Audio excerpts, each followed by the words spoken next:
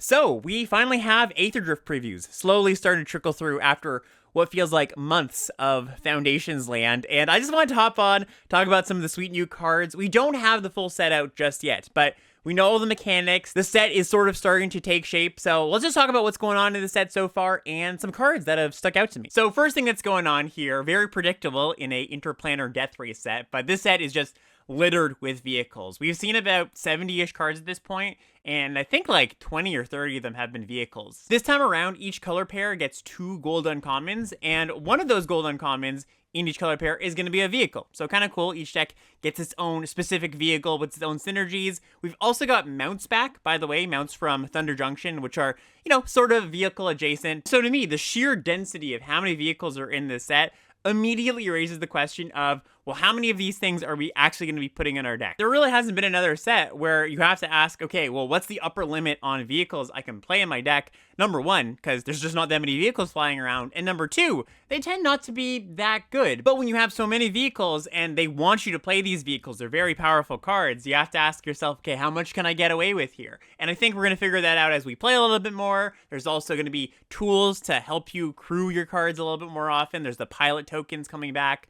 We saw those in, Neon Dynasty. So there's some tools to help grease the wheels a little bit, but still just something interesting, right? Something to think about as we're going through the cards, as you're looking through the cards. Just think, okay, well, this is a very powerful card, but is it going to be my one of 3 vehicles of I can play? I imagine it's going to be a little more than that, but, maybe one of 6 is maybe the upper limit. Obviously, this is something that the designers had in mind, and it seems like some of the vehicles kind of self-solve for that issue of, oops, I have too many vehicles in my deck. Something like Midnight Mangler here, kind of a riff on the common 2-mana 3/3 defender in blue we see all the time. It becomes a vehicle on your opponent's turn. I think you can comfortably count this as a creature when you're drafting and deck building, but yeah, we'll just have to see how many more cards are like this. Let's talk some new mechanics now. So I think the big one that is just scattered throughout the set, you're going to see this everywhere, is start your engines. And I really like this mechanic because it's got an exclamation mark. Exclamation marks and mechanics always just seem cooler that way. Last one, 4 Mirrodin, that was kind of cool. But Shrieking Oil Gorger as an example here. So this is a 5-mana 3/3 flying haste that says start your engine. So whenever you cast something that has start your engines, you introduce one of these outside of game trackers, which, for paper play might be a little bit annoying, but there's 4 speeds you can go to. And you start on speed 1 when you cast your first start your engine card. It's not like The Ring, like Lord of the Rings if you play this. It's not like every time you cast start your engine card, it goes up 1. The way you increase it by 1 is you deal your opponent damage on your turn. Also, you can only go up 1 speed level per turn, so it's going to take at least 4 turns to get you to max speed. And most of the cards that we've seen so far have just like, they unlock something you do once you've gotten to max speed. So, for example, on the Oil Gorger, it gains lifelink, which, it's a pretty nice bonus. 5-mana, 5/5 flying haste lifelink. Like, that's a pretty good creature. But I imagine as we see more cards, there's going to be some cards that reference your speed level. So, maybe a combat trick that says target creature gets +X/+X, where X is your speed. We've seen one rare so far that's kind of like that. Samooch the Driving Force says your non-creature spells cost X less to cast, or X is your speed. So already some proof of concept here. But yeah, that's what's going on with this mechanic. So this rewards attacking, obviously. This rewards evasion. You really want to guarantee each turn that you can increase it by 1. So any small flyers, I think, are going to go up in value when you've got some start your engine cards in your deck. And I imagine most decks in this format are going to have at least a few. I think it's going to be hard to get away with just like none in your deck. Maybe there's a controlling deck that doesn't want these cards or doesn't prioritize them, but it's going to be a pretty major part of the format, I think. Another new mechanic that's sort of like some old mechanics, it kind of reminds me of Monstrous a bit, is Exhaust, which is just a keyword that says there's an ability on this card, but you can only use this ability 1 time. So for example, we've got this Prow Catcher Specialist. It's a 2-mana 2/1 haste.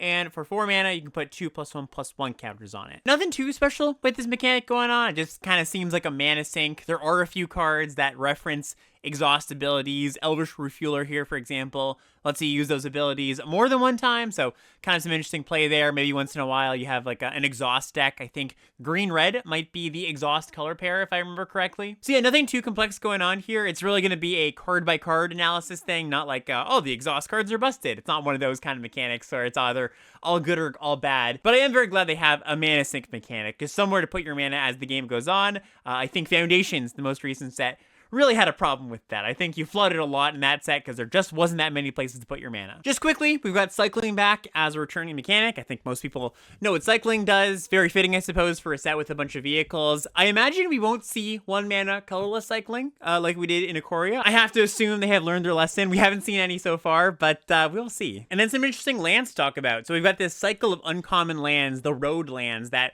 come in tapped unless you have a mount or vehicle, and then they all have an activated ability. It's the same for all of them. Pay 2, tap it, sack it to make a 1/1 pilot token, and the thing that's cool about these is they help you crew your vehicles. So they crew for 2, essentially. And actually, I just noticed this now, also says this token saddles mounts and crews vehicles, as though its power were 2 or greater. So they added that little saddle part on. That's kind of cool. We've got a cycle of colorless start your engines lands, 1 at common, 1 at uncommon, and 1 at rare. And I think we'll just focus on the common and uncommon one for now, but gonna be interesting to figure out if you want these in your deck, because as we know, limited mana bases are very bad. Your classic 9/8 mana base is not good. You get mana screwed in limited more than you do in constructed for a reason. Having dual lands is very, very nice, and putting a colorless land in your deck is a really big cost. I do think that these ones are probably good enough to play in some decks where you don't have double pips, you're not splashing. Maybe you've got other lands in your deck that help fix your mana, so these aren't as big of a cost to your mana base. Let's take a look at the common one first. So a Vishkar Raceway. When it comes in, start your engines, taps to add colorless, and once you get to max speed, it gains the ability 3, tap, discard a card, draw a card. It's a little bit of late game rummaging in your aggro deck when you don't need the lands anymore and you just churn through those, find some action. It's definitely valuable to start your engines on turn 1. You don't have to wait until turn 3 to cast your first start your engines card, and then on turn 4 start attacking. You can play this and then play a 2-drop, and then maybe that gets in. You get all the way to max speed by turn 5 or 6 or something. But there's also tension in aggro decks with these, because a lot of your aggro decks will have good 1-drops, and you don't really want colorless lands in your decks with 1-drops because they obviously can't cast them on turn 1. So yeah, just a little bit of tension there. The uncommon one I think is a little bit worse generally. This one taps to give target creature haste until end of turn once you're at max speed. But yeah, it's going to be interesting to see where these fall. They're definitely not cards that you want to put in every deck, but just rough ballpark here, I would imagine like 10 to 20% of your decks might want these. And to close this out here, I just picked out a few powerful cards that caught my eye that I want to talk about. So Marauding Mako is the first one here. It's a single red mana for a 1/1. That whenever you discard 1 or more cards, put that many +1/+1 counters on this creature. It also has cycling for 2 mana. So this is a callback to Flourishing Fox from Ikoria, and Flourishing Fox was busted, overshadowed by Zenith Flare, because that card was even more busted, but Flourishing Fox didn't get the credit it deserved. I mean, people knew this card was good, but if you look at the win rates on 17 lands, now that we have those, we didn't have those back in the day, but Flourishing Fox has an opening hand win rate of like 70%, which is absurd. That's like Ragavan, Ocelot, Pride level. Now, Flourishing Fox had a bunch of 1-mana cyclers to support it, where you could just like turbocharge this, make this thing like a 5/5 on turn 3. We're not gonna quite get to that level, I imagine, but other cycling cards exist, and the blue-red theme in this set is all about looting. So there's cards that will trigger when you discard a card. There's cards that are going to trigger when you draw your second card per turn. We've got Boosted Sloop here as the blue-red vehicle, and just the curve of that, right? Mako into a 2-drop into Sloop. Every time you attack, the Mako's going to get a +1/+1 counter, and you've got cycling cards in your hand to back that up as a combat trick. Makes this thing impossible to block, grows huge early. So yeah, really had my eye on this one. It really just kind of stood out to me. Unless red is just really, really, really bad, I imagine this is going to be a top uncommon. Ranger's Aetherhive is up next. It's the Simic vehicle, and this card looks really, really good to me. So 3 mana, 3/5 vehicle, crew 1, vigilance, and whenever you activate an exhaust ability, you make a 1/1 colorless Thopter token with flying. The vanilla test on this is like just good enough. The 3 mana, 3/5 vigilance, crew 1, like that's actually pretty solid. But then if you make 1 Thopter, you're very happy, especially because the Thopter then crews the vehicle, right? You don't need anything else to crew it. So yeah, this so far looks like one of the more exciting Signpost uncommons. Just the combo of blocks really well early and then threatens to pump out a bunch of 1/1s later. That seems pretty good to me. And then the last card here, Hull Drifter, kind of a sweet one. 5 mana, 3/2, flying vehicle. When it enters, draw 2 cards, crew 3. That's not a small crew cost. 1 and 2, those are kind of like the numbers where like, okay, that's not too bad, but once you get to 3, that's pretty hefty. But even still, it's a 5 mana, draw 2 that gives you a rectangle, even if you never crew it. There's artifact synergies in this set. Blue-white cares about artifact. Gives you a seamless finisher for a slower controlling blue card draw deck. So yeah, just kind of a sweet common. I'm going to be curious to see if this is like busted level or just simply, yeah, this is pretty good. I think it can kind of range in between those. Anyways, yeah, just a short little video here. Hope it gives you a little bit of context for what's going on in this set if you're seeing spoilers come out. If you're new to the channel, do consider a follow, subscribe, like, and comment, all that stuff. We're going to have a ton of Aetherdrift limited content coming your way in the near future, so we'll see you then. Bye, everybody.